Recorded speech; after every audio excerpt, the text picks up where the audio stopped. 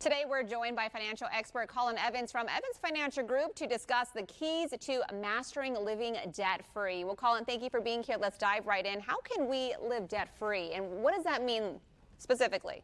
Powerball. No, I'm kidding. All right. That's it. I think people might have that assumption. You know, living debt-free is a goal. I think it's a goal set of, Sure. when you head into retirement time, it's like, hey, I want to have things paid off. I want that car paid off. I want that house paid off. That's a goal for a lot of people. We do, but we're also creatures of habit, and sometimes those habits aren't great, especially when it comes to like credit cards or things we're going to buy or impulse purchase. And I'm a sucker for Facebook ads. So What was the last thing you bought on Facebook? The last thing I bought on Facebook, Jeep parts. Okay, right. So let's go ahead and break down the essential steps for our audience of being debt-free. Right. Let's go ahead and do that. Let's kick it off.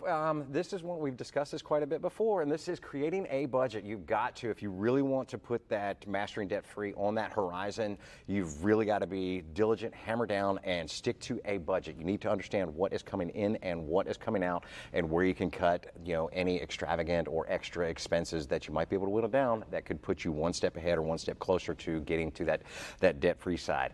The second thing, we've discussed this one too, build that emergency fund. We recommend at least 3 months with an ideal time of being 6 months of all of your bills. So you put your house note together, your car note, prepare for those unexpected things that are going to happen. That water heater is going to go out, the air conditioning is going to go on the fritz now that we're about to go into our summertime. Those things happen. So this is one of those things that can help prevent that and help keep you from putting stuff onto a card and then maybe even getting into the kind of that debt structure again. That leads right into avoiding credit cards as much as you can to when those things are. I know we've discussed this in the past of, avoid, I'm a big proponent teaching people avoid food and fuel on your credit card if you're kind of in a jam, because in a couple hours you're hungry, in a couple days you're out of gas, and you might be left paying on high interest rates on fuel and food expenses that are no longer gone. Colin, side question for us right now. What do you suggest putting on credit cards? What is a credit card used for in a healthy, good way that you would suggest things to put on them?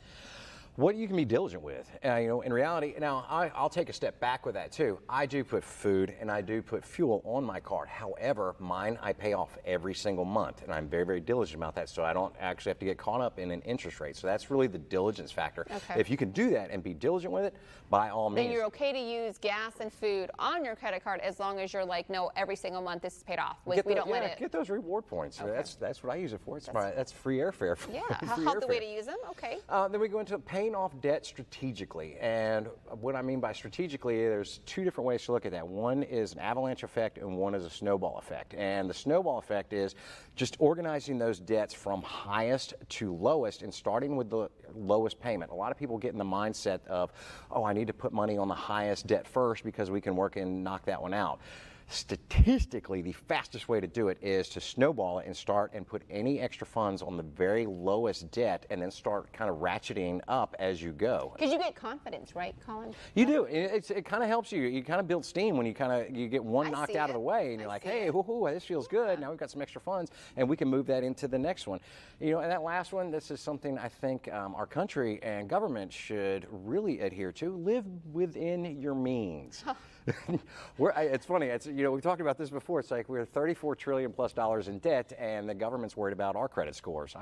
I don't get that, but that is a big thing. Living within your means, and that can be a tough thing with again, those extra purchases, those things that we like to have, the $7 ventis at our local Starbucks when you could do it for $2 at the house.